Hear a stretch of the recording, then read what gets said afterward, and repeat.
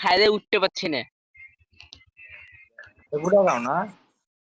হ্যাঁ, উঠার মতন আর একটু শক্তি নাই তোমার, মানে খারাপ হচ্ছে, হাঁটতে মনে হচ্ছে যে মাথা খালি ঘুরছে। যে ওই মাঠের মধ্যে প্রায় তোমার আধা ঘন্টার মতন শুয়েছিলাম। যে কোন রকমে হাঁটতে হাঁটতে হাঁটতে হাঁটতে আসনো, আসে বিছানাতে আসছে শুয়ে পড়লো। ও আচ্ছা, ঠিক আছে, ভালো ভালো।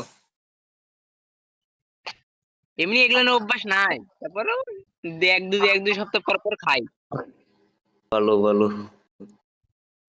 বুঝলি আজ তো ভাই? আবার আজ তো আবার চাপে, মানে আজকে আজকে আমার বাসায় আমাকে একটু সমস্যা হয়েছে, ওর জন্য আমি আবার আজকে সারা ঘুমাইনি। যে ভোরবেলায় বাইরে থেকে উঠে চলে আসছি। আমি এখন আছি হয়েছে তোমার ওভারব্রিজের পরে। বাসা কোন জায়গা? হ্যাঁ, বাসা বাসা। আমার বাসা রাজশাহী, বিনোদপুর। বিনোদপুর থেকে প্রায় আমি 1 কিলোমিটার দূরে আছি, ওভারব্রিজের ওপরে বসে গেম খেলছি। না, আমি আবার ভাবছি তোমার বাড়ি পাবনা নাকি। বেশ, পাবনা না। আচ্ছা। বুঝা যায় তো এরমই, যেরকম পাবনাতে সুইটটাই। হ্যাঁ, পাবনাতে সারা পাইছো কবে?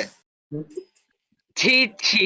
আর আমার তুতলা কথা তাই ভাই, কিন্তু আমি ওরকম না। ও আচ্ছা, তাহলে হইলো কাহিনী। কাস্টম খেলবা? লেন, এই খেলবা ওয়ান ভার্সেস তুমি একা আমরা তিনজন।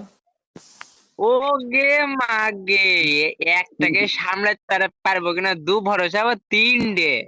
ওটা একজনের দেখি মাথা ঘোরা, তিনজন দিক খেলা একজনের, আর তিনজনের তো 9 জন এরবো। ভালো, আমার জীবনে একটা গার্লফ্রেন্ড নাই তো, আমি সিঙ্গেল ও ছেলে। ও রে ভাই রে, তুমি সিঙ্গেল আছো? কেবল তো 18 বছরের পণ্য, এখন গার্লফ্রেন্ড হবে আমার? থামেন, আত্মাদের সমান সমান হই। ওরে, তোমার বয়স তো অনেক কাজ, অনেক বাইরে গেছে গা, এই কারণে মনে হয় হবে না। কিন্তু ভাই যা বলেন না তাই বলেন, এই সারা মান- রাত মানুষে তো সারা রাত 12 বছরে গার্লফ্রেন্ড ঘটা, তুমি তো দেখে যাবে না, ওইসব মেয়ের নেশা আমার নাই গে ভাই, যেটা বাস্তব কথা। ওই এইসব মেয়ে ছেলের নেশা আমার মাথাতে একটুকু নাই। আমার খালি একটা কি নেশা জানেন? মোবাইল। মোবাইল ছাড়া আমার কিছু ভাল লাগে না। ভাই যাবো কেটে।